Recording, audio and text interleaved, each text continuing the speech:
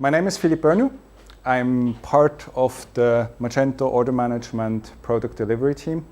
We are based in Barcelona, and I'm going to speak about seamless omnichannel solutions with order management system. So first, Magento order management is a modular SaaS platform. It has been designed to provide one central place where you have all the data around inventory, order, and fulfillment. These are areas which traditionally live in different systems, sometimes in the ERP, sometimes in the WMS. The struggle there is, as they're different systems, it's very difficult to bring it together and provide one great customer experience, one seamless omni-channel experience. So the goal was to have that information centralized. The product is a SaaS platform, so it's based on AWS, which gives some nice features around security and availability zones. It's also much easier to scale than when it's hosted by ourselves. It's a front-end agnostic platform. We have clients running on WebSphere. We have also clients running on Demandware. Obviously, we have client running on Magento Commerce. And right now we have one implementation ongoing to integrate into Shopify. Basically, there are 4 areas. There is order management, surprise. So we take care of the order flow with all the different statuses and make sure the right actions get triggered in the right moment. This is especially relevant if it comes to pre-sales and back orders. So if it's a pre-sales, we make sure the order gets released on the street date. If it's a back order, we take care that the inventory is updated, and once inventory becomes available again, that it gets released. Another pillar is global inventory. We can deal with multiple inventory sources. This can be a traditional warehouse, but it can also be inventory of the sources of the physical retail stores, which come through a different interface from an existing POS system. And we can group them together and segment them to export them to the right sales channel. And we also take care that we manage in-transit inventory, meaning orders which are still being processed, again, especially if it's pre-sales or back orders, which are much longer in the system than a regular order, that all these orders are accounted for and we don't miss them and don't run into a situation where we oversell items. Omnichannel fulfillment, we do ship from store, meaning we use store inventory to fulfill a home delivery order. We can do in-store pickup, that the customer goes and picks up, collects the order in a store using inventory which is already there. And we can do ship to store, meaning that the customer wants to collect in a specific store his order, but we know at this moment there is no inventory, so we would trigger a delivery from a warehouse or from another store to that store so that the person can collect it in that place. Then customer service, which needs to live in the order management as well, because only the order management has the full visibility of all the statuses. Maybe there are different sales channels connected. So if you have Magento Commerce connected and you go in and you try to do customer service from there, you maybe miss out some information because Magento wouldn't be aware of all the details. So that's why it needs to be moved in the order management so that you get the full picture. Inventory. I mentioned it already before. We can deal with multiple inventory sources. That can be warehouses, but it can also be something like a dropship network, or it can even be, if you have an exposition, it can be a pop-up store and you know you have some inventory there. If somebody comes to your store and says, okay, I want to buy this product, you can easily integrate that into your order management setup, use the stock from there, and if the stock is not there, trigger it from another place, which then can be a warehouse or a store. Aggregation, I will come back to this. Basically, we can create groups, and we have rules to decide how to fulfill orders from the different groups, and we can link different stock aggregates to different sales channels. What is also taken care of by the order management is real-time adjustments. So once an order comes in, we will immediately remove it from the stock aggregate, not yet from the sources, but we would know that on the aggregate level there is one item less available, and the system can be integrated with all the, we would broadcast the message to all the connected systems so that they are aware there is now one item less. Same purpose, for the same purpose we also have safety stock. So we can define safety stock numbers. We can define them on a source level if you know that for certain sources the inventory is not very aggregate. So you can say everything I get from that source I will discount 1 or 2 items to make sure that we don't run into an oversell situation. It can also be used for the purpose if it's a flagship store and it's your latest and greatest product. By using safety stock you can make sure you never sell it out. Even if on the website it's sold out, you will protect that item in your flagship store so that people who come to the store can always see and touch it, and once more products come in they can order it.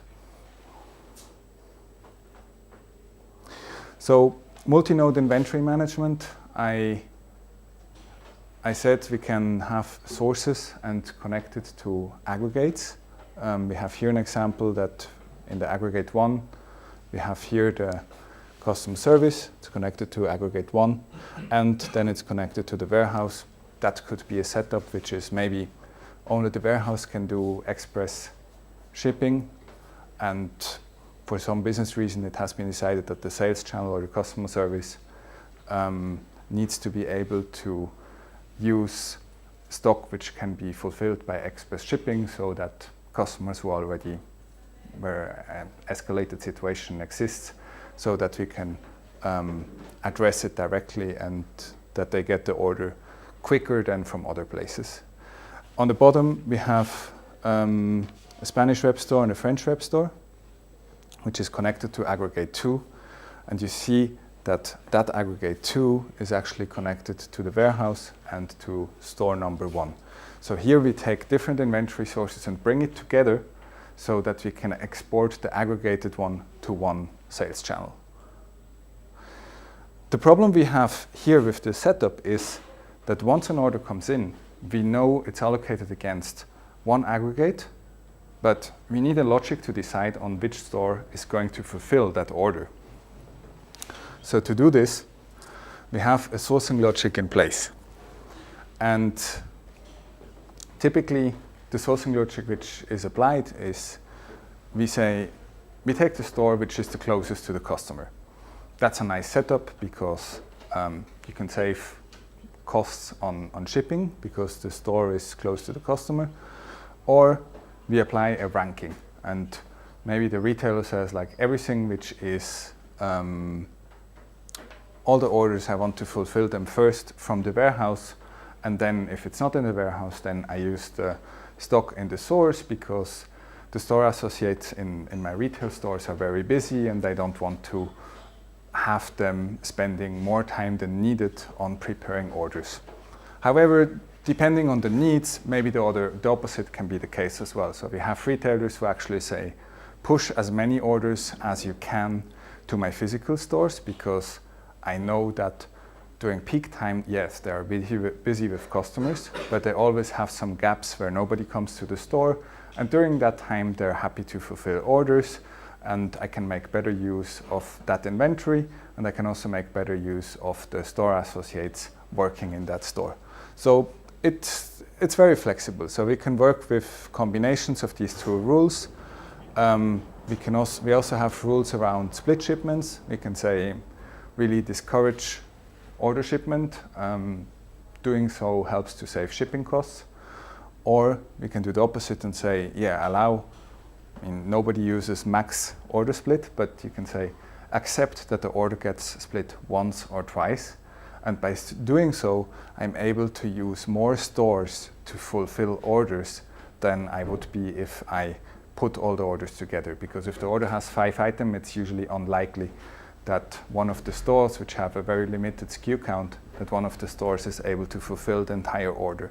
If you split it in split shipments of 1 or 2 items, you're more likely to find stores which can fulfill it. If you don't find it, the warehouse usually has everything, and you can use the warehouse.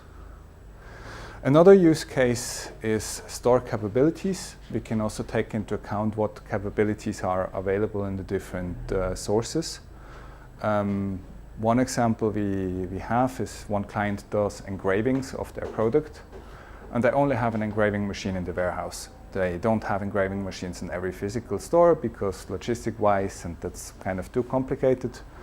So if an order comes in with an engraving service, we know we have to allocate it to the warehouse because only they can fulfill it. So we can apply different combinations. So omnichannel. Why are we doing omnichannel? Main reason is it's basically a customer expectation. So if customers come in the store and ask me like, yeah, I want this product, but do you have it in all other colors? They expect the store associate to be able to tell them like, yeah, I only have it in red here, but you can order it in any color you want, but I need to ship it to you. And they expect the store associate to have this information at hand and be able to tell them like, yeah, in 2 days it's at your home, I take your details and I get it shipped. To do this, you need to have visibility on all the store, on all the stock in the different stores. If you don't have that, if you don't have the visibility, then you cannot inform the customer. It also helps with faster fulfillment. Only if you use stores in towns, you can do things like 2-hour deliveries. So many big European towns, they have now services popping up who promise 2-hour deliveries. But yeah, if you first need to ship your product across the continent, forget about 2 hours delivery. So it only works if you can leverage stores which are already there and they have a limited SKU count, but at least it's something. So maybe if that works and brings a lot of business to you, you can increase the stock for these stores and then ship it from there to your customer. It also helps to reduce costs. If you use inventory which is already closer to the customer, it results in cheaper fulfillment costs, and it helps to reduce cost in the sense that you can increase the rotation of stock in your physical stores. Because traditionally, if you have a product in a physical store and it doesn't sell, at some point you need to discount it. You put it in your windows, you put the markdown on it, and then maybe a customer who comes like, yeah, okay, now with 20% or 40% discount, I'm going to buy it. You can avoid this by using that product and just do a ship from store. So if you use inventory which is in your stores, you will see what is not selling there, and you use it and you sell it online. Assuming you can sell it online, but often inventory maybe doesn't sell in one specific area, but in other areas it sells very well. So you can increase the rotation of inventory in your stores, and the customers who come to the store, they also see more new products because the stock is rotating faster, and they maybe come back in 2 weeks instead of every 2 months because they know that every time they come in, they will see different products. And the last point here, it helps to drive sales. It's all about the enablement of the store associates. If you give them a tablet where you can see all the products, if you have an endless aisle in the store where they can order like on the website, it helps with brand experience. It's the same experience or a similar experience in the store as online. You see the full inventory. Also, the store associate has more possibility to consult the customer because he has this information at hand. Previously, I'm sure you all went once in a store and they had to look it up somewhere in the POS system and they didn't find it, or it was a very complicated process. If you bring that all in a tablet version and you use order management, you all have that information at hand. So I would now like to dive into an example how the order management system actually looks. We assume here that the customer places an order online and the order gets allocated to a store. Just to give you an idea how the interface looks and how the process would work for a store associate when he is fulfilling an order. Once the order is placed, first thing would be we send an email to the store associate and tell them like, look, there is an order to fulfill. He would open the email, there is a link, he will log in into the system, and he will click on the button generate pick list, which would generate a pick list interface, or a pick list can also be printed, which generates a pick list for whatever he needs to pick. You then see there in point number 2, he would confirm whatever he finds in the store. If something is not available, that can happen. Maybe the product cannot be found, or the last product is broken. He can decline. The order would, or that part of the order would go back in the system, and we would do another, we would source it to another store. So once that process is done, you need to pack it. The system would generate all the information which would go in the box. It can be printed here.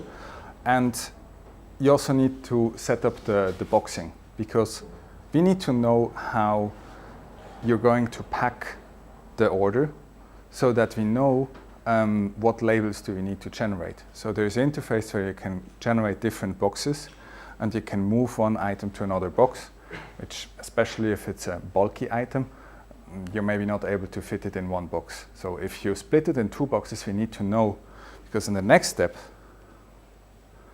we have integration points, and we would reach out to the carrier integration with the information. So there are 2 boxes. Box 1 is like 500 gram, box 2 is like 1 kilo. And that information will be provided to the carrier so that they can generate the tracking information and the tracking label, which then feeds back in the system.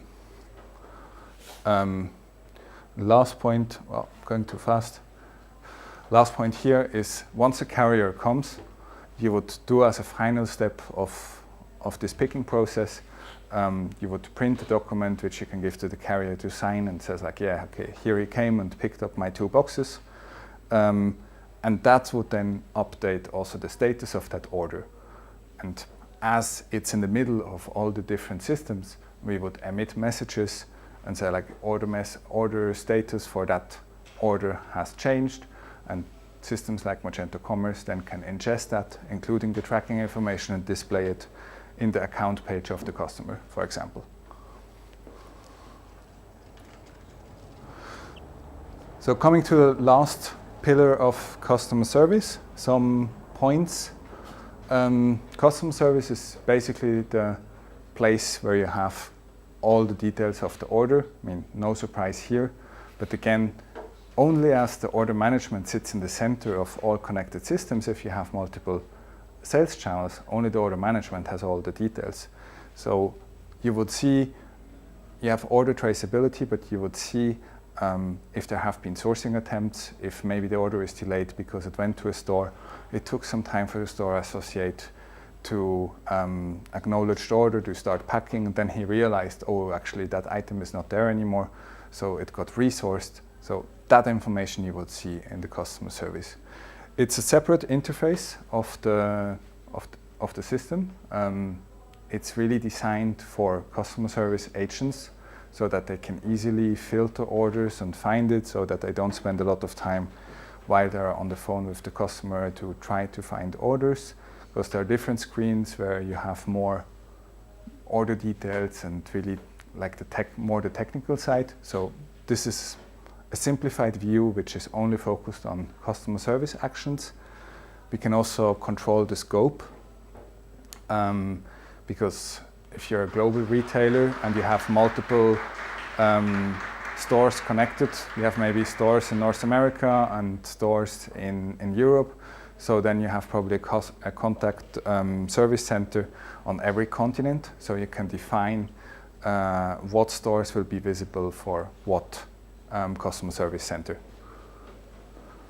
And I tend to forget the last point. So the last point is, as with the front end, we have APIs to integrate in other systems. So every action which can be done in the customer service section can also be triggered through an API, and we would acknowledge the status through an API as well. So some typical functionalities, where's my order, very typical use case, but also order cancellation and order modification. This always depends on the logistics side of the integration, because once the order is in the warehouse, we have little control over the flow. So it's kind of, once we hand it over, it's the responsibility of the logistic integration and we cannot touch it anymore. But we try to push that out by having WMSs to provide us different statuses, and based on that we know if it can be cancelled or modified, but it really depends on the capabilities on the shipping integration. Then we can do refunds and appeasements. Appeasements are connected against an order line, so we would know what's, so that we know if later comes a return that there already has been an appeasement, and we would use that information to make sure we don't refund more than what should be refunded for that line. Leading me to the last point, which is especially important with exchanges. So when we can ask for exchanges of a product, and we would create a new order, but the new order would be linked to the payment information from the previous one, which in terms of customer experience is much nicer, because often systems only allow to place an order, and then if you want to exchange it, it's like, yeah, you need to return it, we send you a return, and then please go to the website and order it again. So here, when it's done through the customer service interface, it can be registered as an exchange, and we would use the original payment information to process the replacement.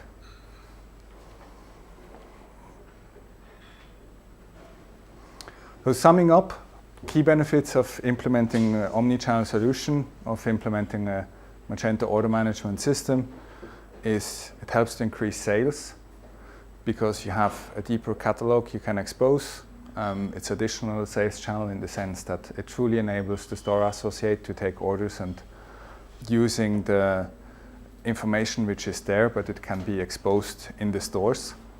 It helps to lower cost, which I think probably the more important one is better utilization of existing inventory, because the rotation of the inventory is faster and it's more interesting to go in the store because you see more products, and it helps to reduce shipping costs because the products are closer by the customer. And last point, it improves customer experience. I think deeper catalog is a nice thing to have. It helps to enforce the brand image because it makes it easier to have a consistent message across the channels, and it helps to have a consistent view of inventory, as everybody speaks about the same and don't rely on different systems, and you get different information based on kind of how you connect to the brand. So thank you for your attention. Any questions?